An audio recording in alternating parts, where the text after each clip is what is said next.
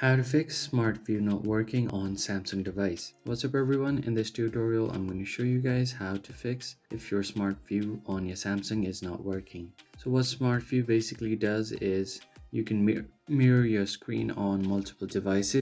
So that means you can screen share your phone to your PC or your TV. So let's see how you can fix if you're not able to do that. First, head over to your settings and tap on connected devices, and from here tap on Smart View. Now you just have to tap on the three lines to go to settings and tap on about Smart View, and from here tap on this little eye icon to head over to the app info. Now all you have to do is head over to storage, then clear data. It will completely refresh the app, and from here if you go back, tap on battery. We're going back on the app info again, so tap on this, allow all of these permissions, and now your Smart View will be open.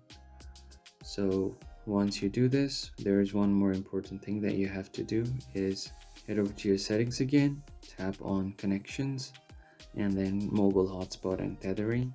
Tap on mobile hotspots again, and make sure that your band is set to not 5G, band is set to 2.4 gigahertz, and tap on save.